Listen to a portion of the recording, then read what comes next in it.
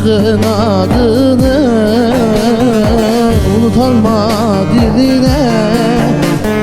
İkrarında durmamak yar yar yakışır mı sevene?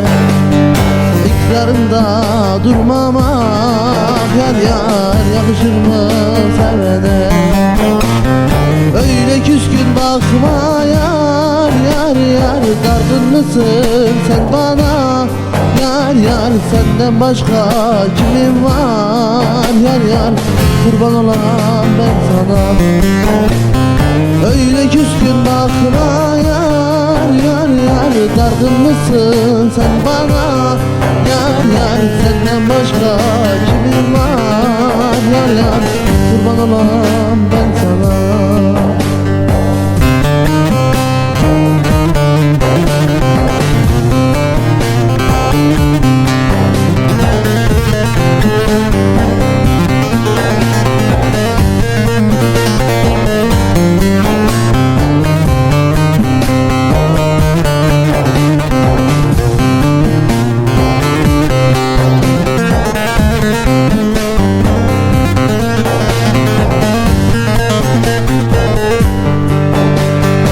Öyle bir sevdi gönlüm, düşünür mü ölümü? Yokluğun haram bana yar yar, üzme artık gönlümü.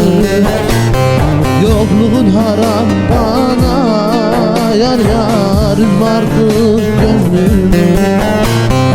Öyle küskün bakma yar yar yar, dargın mısın sen bana? Yar yar senden başka kimim var? Yar yar düşünür mü ölümü? Öyle küskün bakma yar yar yar, dargın mısın sen bana? Yar yar senden başka kimim var? Yar yar kurban olam ben sana.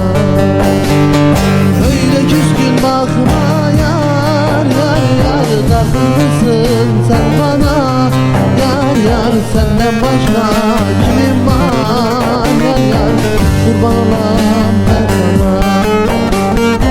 Öyle küskün bakma yar yar yar, dargın mısın sen bana? Yar yar senden başka kimim var? Yar yar